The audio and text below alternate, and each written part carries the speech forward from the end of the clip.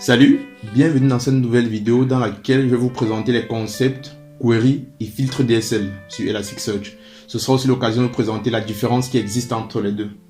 Dans la vidéo précédente, on a vu tout ce qui était composants de base qui constituaient une requête Elasticsearch.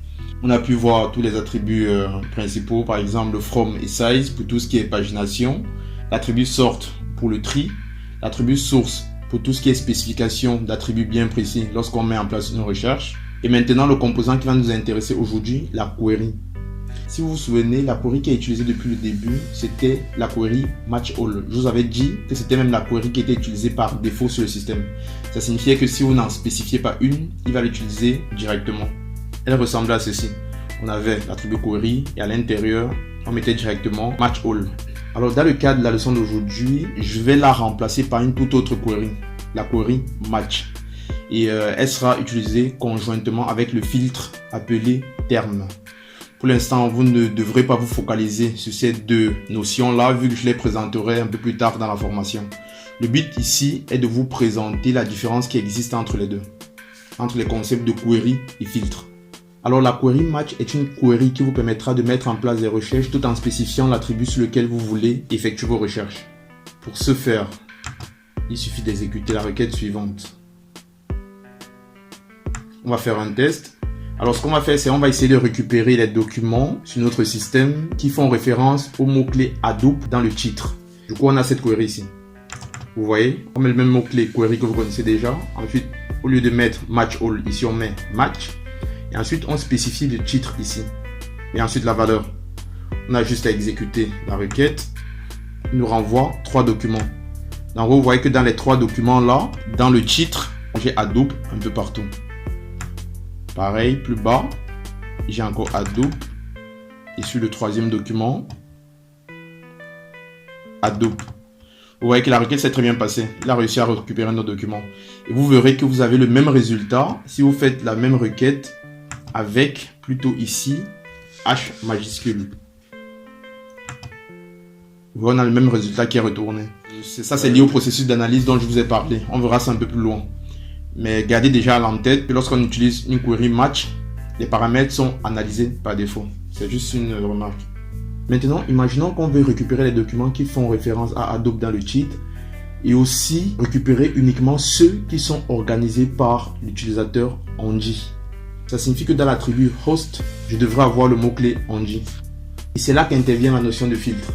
Alors ce que je peux vous dire, c'est que les filtres sont similaires aux queries. La seule différence est la manière dont ils affectent les scores et les performances des opérations de recherche. En gros, au lieu de calculer le score, les filtres se contenteront de répondre à la question suivante. Est-ce que mon document correspond aux critères de recherche ou pas? Oui ou non? Et rien d'autre. Alors que les queries vont aller jusqu'à calculer le score. On a ce schéma-ci. Ici, vous avez ce que fait une query. Lorsque vous exécutez une query dans le système Elasticsearch, par exemple, ici, on fait une recherche pour le tag Lucene. À chaque fois qu'il va récupérer un document, il va se poser la question suivante. Est-ce que mon document a la valeur Lucene dans l'attribut tags? Si la réponse est non, il s'en fout, il passe au prochain document. Si la réponse est oui, il va calculer le score, c'est-à-dire évaluer à quel point ce document est pertinent. Une fois qu'il calcule le score, il retourne au document. Alors que lorsqu'il s'agit d'un filtre, il va se poser la question de savoir si le document a la valeur Lucene dans l'attribut tags. Si ce n'est pas le cas, il va skipper au niveau du document. Si c'est le cas, il va retourner le document sans avoir calculé le score. Vous voyez déjà qu'il y a une étape qui a sauté. C'est d'ailleurs pour ça qu'on vous dit que l'utilisation d'un filtre est beaucoup plus rapide. Parce que tout ce qui est lié au calcul du score ne sera plus exécuté. Du coup, on a une étape, un processus en moins.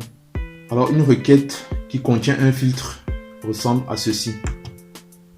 On va décortiquer un peu. Vous avez le même mot-clé query. Et là-dedans, vous aurez l'attribut filter. À l'intérieur de cet attribut, c'est là que vous allez mettre votre query. Match. Title. En gros, ici, on récupère les documents qui font référence à Hadoop dans le titre. Et en dessous, on peut mettre en place notre filtre dans l'attribut filter. Le filtre utilisé ici s'appelle terme. On verra à quoi il correspond dans la suite. Et je vous ai dit qu'on essaie de récupérer les documents qui font référence à Hadoop dans le titre, mais qui ont été organisés par l'utilisateur Angie. C'est pour ça qu'ici, on veut la valeur Angie dans l'attribut host. Ça, c'était la syntaxe qui était utilisée par Elasticsearch dans les versions jusqu'à 2.0. À partir de 2.0, elle a été deprecated. Ensuite, à partir de la version 5.0, elle a même été retirée. Ça signifie que si vous êtes encore sur les versions en dessous de 5, cette requête-ci marchera. Mais vu que moi, je suis sur la dernière version 7, il va me dire que le mot-clé filtered n'est pas enregistré comme query. C'est normal, comme je vous disais, ça a évolué. Donc, en gros, je vous ai mis quand même ça pour ceux qui travaillent sur les versions plus anciennes. Et pour ceux qui fonctionnent sur les versions récentes, le mot-clé filtered a été remplacé par le mot-clé bool pour booléen. C'est une query qui est un peu plus puissante. En gros, maintenant, vous avez toujours votre même bloc filtered. Mais là, dans l'attribut bool, vous avez la possibilité de mettre plusieurs choses. En plus de votre query match title, ce qui a été rajouté, c'est ça. L'attribut must. C'est là-dedans que vous pourrez mettre les queries qui doivent correspondre à vos documents ou bien celles qui ne doivent pas exister. On parle de must ou must not. Si on regarde un peu ici, on a ça. On a l'attribut must, should ou bien must not. La documentation est plutôt bien faite. Je vous conseille de venir ici. Vous voyez bien que c'est à partir de la version 5.0.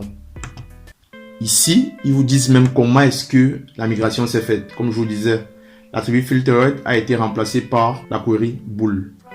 Si maintenant j'exécute cette requête-ci, et bim, vous voyez que ça fonctionne.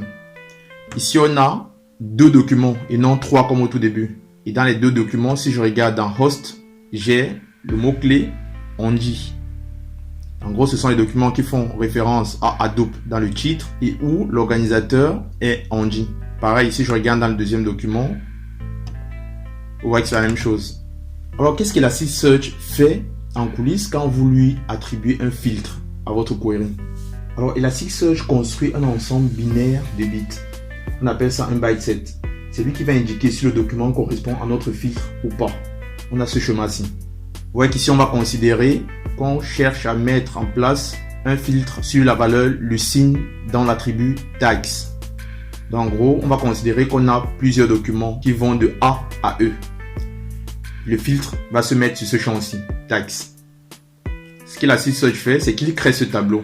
Et pour chaque document, il met 0 ou 1 en fonction de si la valeur Lucine existe dans le tags. Une fois que le document est construit, Elasticsearch va l'utiliser pour filtrer et récupérer les documents sur lesquels il devra exécuter sa query de recherche. Ce sera dans les documents sur lesquels il va aller jusqu'à calculer le score. Vous voyez donc que le score sera calculé sur un ensemble moins grand de documents. On revient sur la structure de notre requête. En gros, lorsque vous faites ça, Elasticsearch va d'abord mettre en place l'ensemble binaire dont je vous ai parlé, le byte set, pour récupérer les documents qui vont correspondre à votre filtre.